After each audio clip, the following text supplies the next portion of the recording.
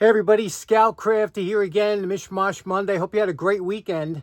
We have a long video ahead today, so I hope you can sit back, take your shoes off, relax for a while and enjoy it.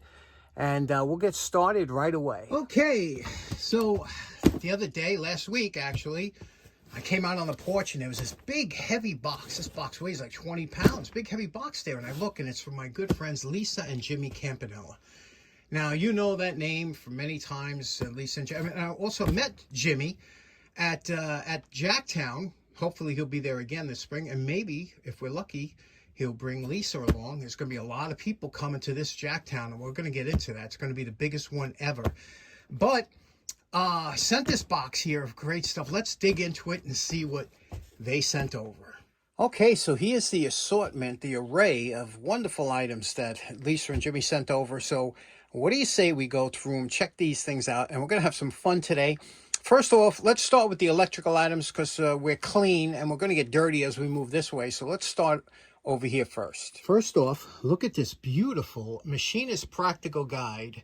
And you can see this was from New Bedford, Massachusetts. I'm trying to look at the date on here.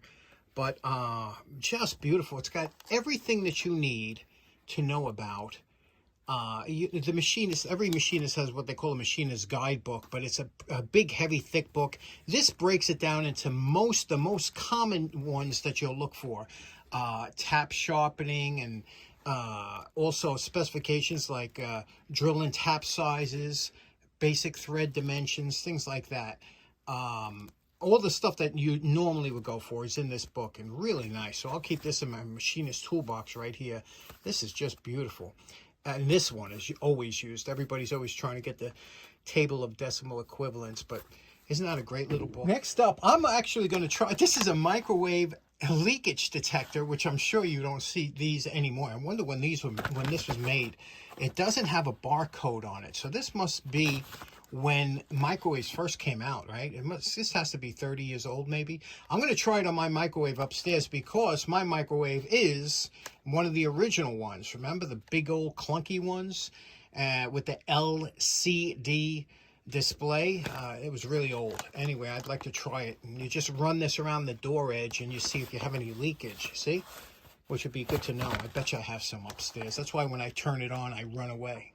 Next up, sent two electrical sensors, and really interesting. This is a combination sensor. You can see here another old one again, no barcode, probably one of the early ones. It tells when there's any kind of not only just leakage, but also if you have just like a lot of the modern ones do, that you hold it next to something and it'll give you indication that there's juice in there. This one was made in Israel. But this, I got to try this one. This thing requires batteries. I like to try that. This one here, oh, this is just beautiful, isn't it? This is really made so well. Look at this. Let me zoom out. Okay, now what you can see here, this measures both AC and DC. DC is here. AC is over here. And what you do is it has two probes that fit nicely in there. You see these probes? Look how nice these are. And they're always sharp so that you could puncture wire if you have to do them in a nice thick cord. And this actually vibrates. So let's try this out on some 110 juice.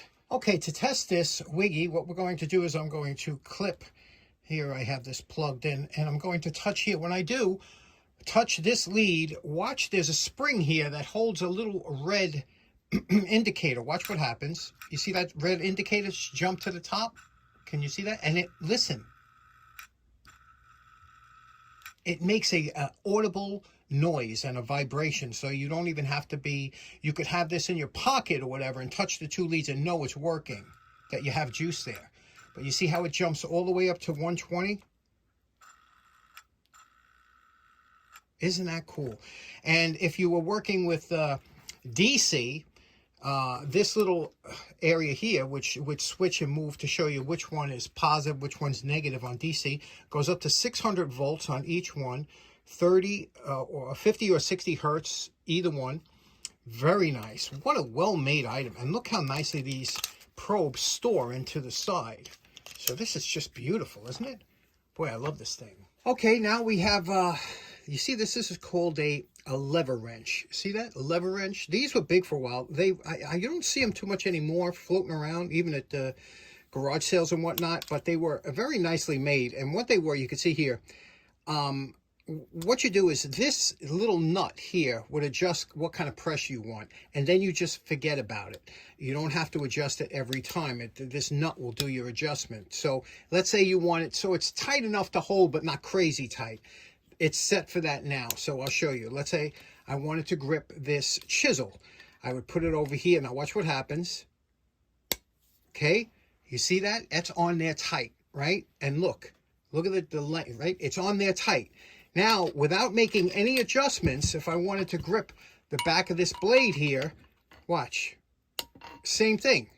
On there, same tightness, but notice it's thinner. So no matter what you grip with this, even if it's something real small, like the edge here, it puts the same amount of pressure on there. So it's pretty interesting how this works. I don't know why they didn't take off as, you know, but you don't have to adjust it. You can always have this and always put that same amount of pressure. Very cool tool. Next up, we got this tool. I've never seen this before. It looks like a specialty tool, but let's talk about this. Now, this tool it's a quality tool, and it has a serial number. Anything with a serial number usually, you know, shows something, and it's a serial. So that either the railroad company or something like that had it. It also has one of these barrel spring, which I always loved. It has embellished grips, so you say, okay, it's a nicely made tool. It's got a lever action, right? Compounding action. Now you see here, you say it looks like a weld on here. Now you say, oh, that looks like homemade. Not necessarily. A lot of companies would have this specific handle and then weld on whatever ends you needed. And you can see with this end here, it only closes to this, you know, this dimension.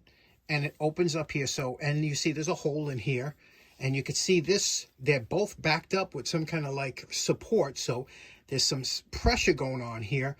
Anybody have any idea what this might be used for, or ever see something like this? So interesting tool, just don't know what it is. Now you remember we modified one of my chisels back then, you know, that cut the tip off and modify, because this is extremely handy to have a custom made tip. A lot of times, like when I was taking off the back of that Electrolux, sometimes you need something, a regular chisel, you don't want a sharp chisel, you want a blunt face chisel, and that's what this is. Always good to have. You can always modify it, and that's why I never throw away any chisel that has a damaged tip. Speaking of which, we have a damaged tip on this one, which we're going to address in a while. I'm going to show you that. But these wide, and this is let's see who makes this one here. It's made in the U.S. Industronic. Can you see that? Anyway, we're going to address that tip, and we also have this axe. Now, one thing when Jimmy sends this over, because he sent a bunch of packages, he wraps all the tips up, which is something you should all do.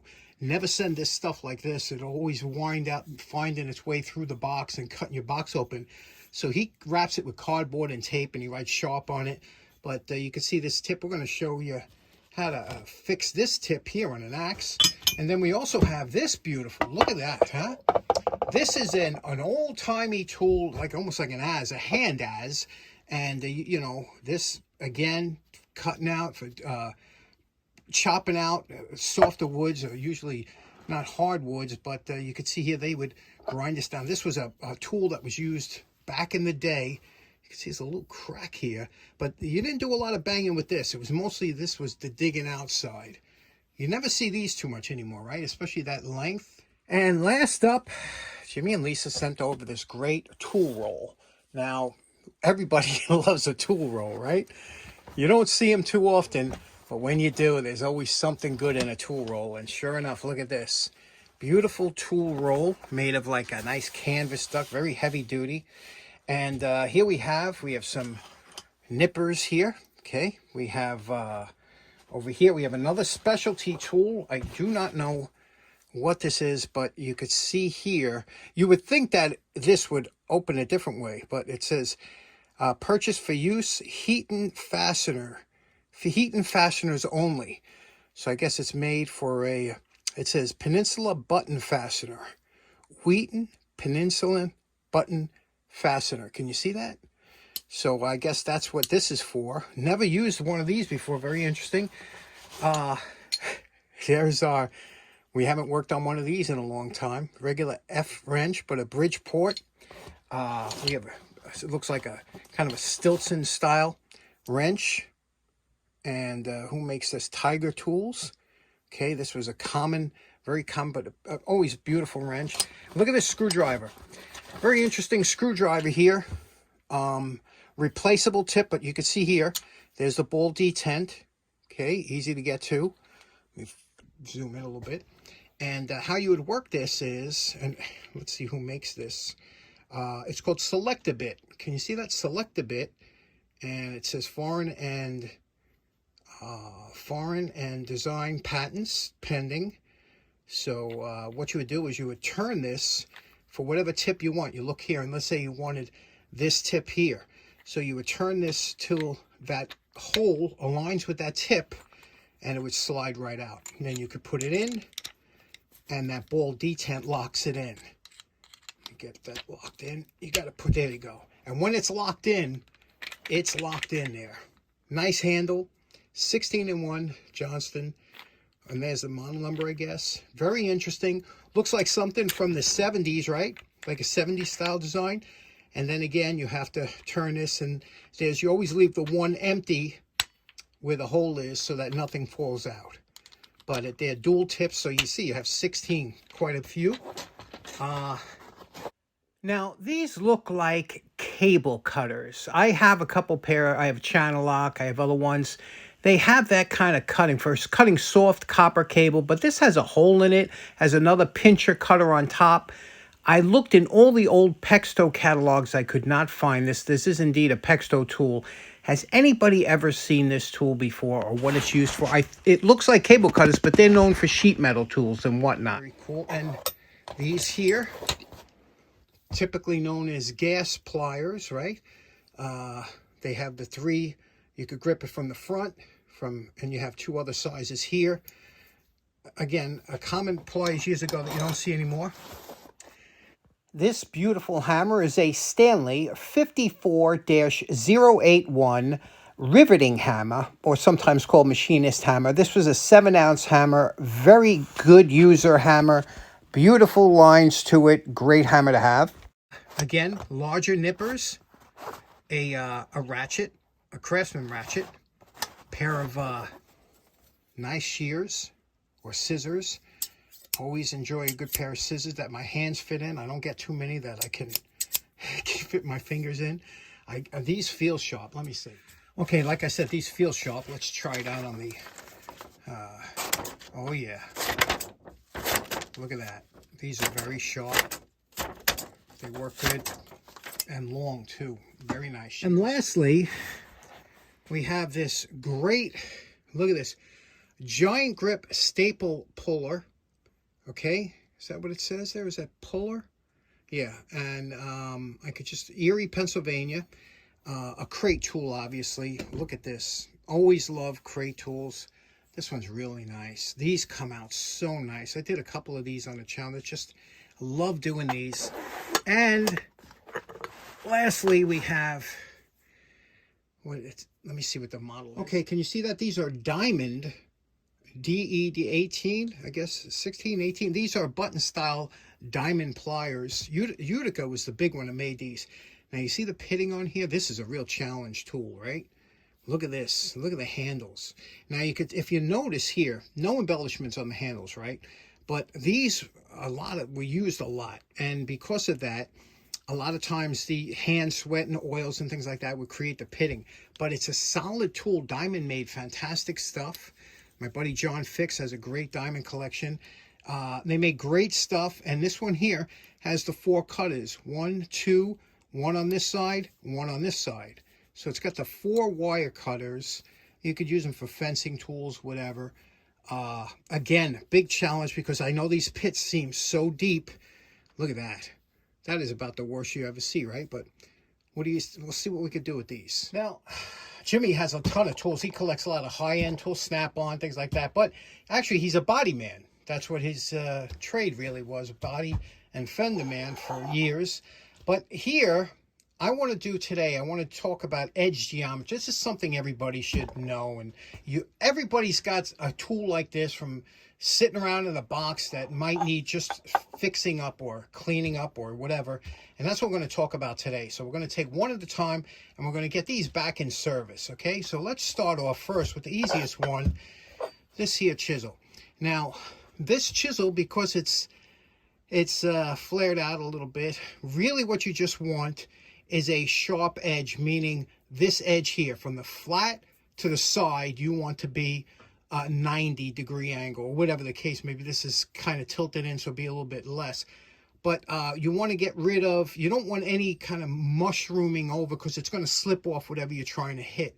So this is the easiest thing to do. You could do this, but the first thing you want to do is you want to make the top flat and then just curve the sides. You could do that on belt sand, you could do it on anything, just to have that edge. Okay, we're going to use the 4x6 belt sander to get this to work on the beginning of this, and because it's very aggressive.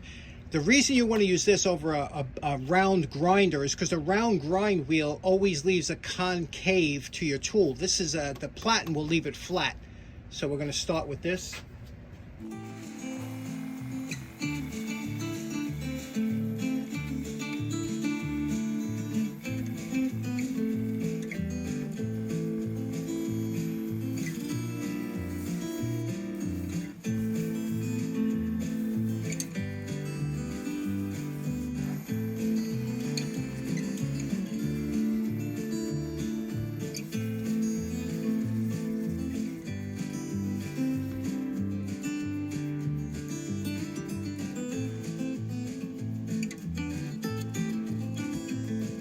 Now, this is an old Forge model BD58. It is a blunt tip chisel, and you could see here now there are different ways you could do it. You can make it a lot of different ways. We'll talk about that later. But I think I'm going to blue the handle of this one, only because it's a little pitted. I'm going to blue it. Next up, we have this nice 3-inch flat chisel. You could see that big chip in there. That chip kind of kills the whole edge because there's really nothing you could do about it. So the only thing you can do is you have to grind it down. These are heat tempered all the way up. They're meant to be reground every so often, but you've got to keep this tip cool or else you'll change the temper. First thing you want to do is you want to draw a line. It doesn't have to be right to the edge because you're just using it as a reference line. We're going to draw a straight line across to give us an idea where to grind to. Now that line will let us know how far we have to go. Now there's a couple ways you could do it. The best way to do this to keep this cold, you can do this back and forth on a grindstone. You could do anything you want, anything that you have, but you got to keep dipping it. Feel it. You'll always feel it. If it gets too hot for your hand, it's too hot. Just dip it in water. Take your time and get it to that line. Now, I'm going to use my hard abrasive disc on the flap sander to take it down to the line. And here you can see it's down to the line. It looks good.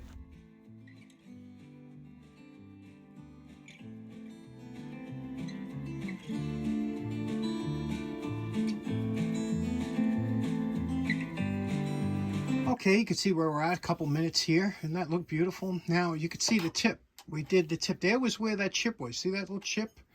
You could just see the making, but we're going to grind that down to the center bevel. We don't want to take on more metal than we have to. That's straight across now. Now what we're going to do is we could do it either way. We could take it here, lay it on here, flip it over. Either way, you got to make sure this tip remains cool. And we did the back. That's just rough ground. We'll finish it out later. But it's coming nice, right?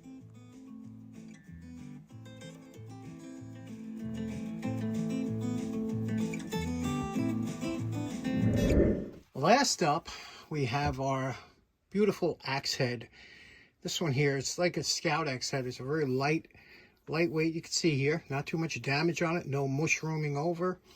The eye looks good. Everything looks good. No cracks that I could see. Obviously, but you know, it's not sharp. But the general profile is. I'm going to show you how we're going to address that.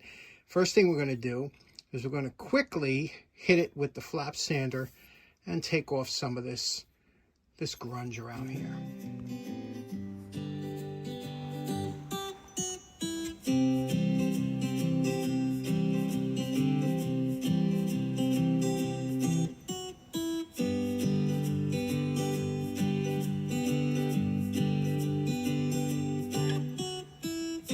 Now we've gone over this with both a coarse and a fine flap disc, and you can see here, nice acceptable finish, very smooth.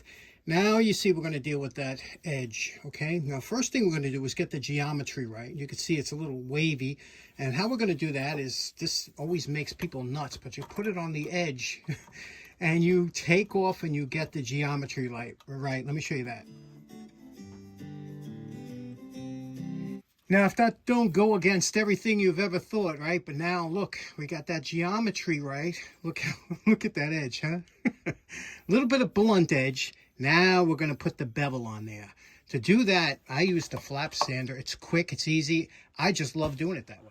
Now, I'm going to show you both edges in real time. This is real time, not sped up. And you can see I'm just gently going over to get that bevel the way I want it, and also to bring it back onto the body of the axe head so that it's a smooth transition. And you see I'm just dragging it across. Now this is the other side, just dragging it across lightly. And you notice there's no sparks. And also there's no heat. You could tell that because when I put my hand on it here, it is cool to the touch. Now, you know my favorite part. Remember what these three tools look like before we started. And we're calling this project done. Let's take a look at what we did here. We have, first of all, we have the Old Forge blunt chisel, the Old Forge BD58, made in USA. What we did with this one here is we put it back to a blunt tip chisel, and you could profile this any which way you want. But and I did the bluing. But what I did is I took the corners off. I polished off the corners so it looks a little bit different. Did the back up here, so it's this one's back in service. Nice little chisel there. Over here we have a mason's chisel, and now you could profile this tip a dozen different ways, but you can see what we did here. I kept all the original texture on the back here, polished up the back, and did up the back nice. So and with this tip I just did a regular convex tip on here. We got rid of that chip. Remember the chip that was there? Nice polish on the edge. Nice, beautiful. Love these chisels. And then lastly, we did this axe head. This axe head, nice little axe head, beautiful size. This is a perfect size for a camping axe or a trail axe or something. And you could see what we did here. We took out all the pits that we had and we reprofiled the edge. I didn't make it super sharp. This is a perfect edge. You could see that profile right there. That's what an edge should look like on an axe. You know, you don't want it too thin because then it'll dig into the wood and you won't get it out. Look at that. We got rid of all the edge marks, polished out. Isn't that a beauty? Has the nail remover. It's a regular, typical Scout axe that you would see. So there we go. 3 in the can. What do you think of these guys? Okay, so in closing, I know we went a little bit long today, but we really did have a jam-packed episode, a lot going on, and a special thanks to Lisa and Jimmy Campanella, good friends of the show.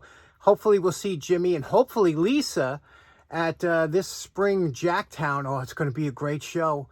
You start getting your plans ready. Jacktown this spring, everybody's going to be there. It's going to be crazy, and it's going to be giveaways like you can't believe. So put it on your calendar this spring in May. Jacktown. Anyway, thanks so much for tuning in. Have a nice day. We'll see you again on Wednesday. Take care now. Lucky, bye-bye. What's going on, buddy? Lucky.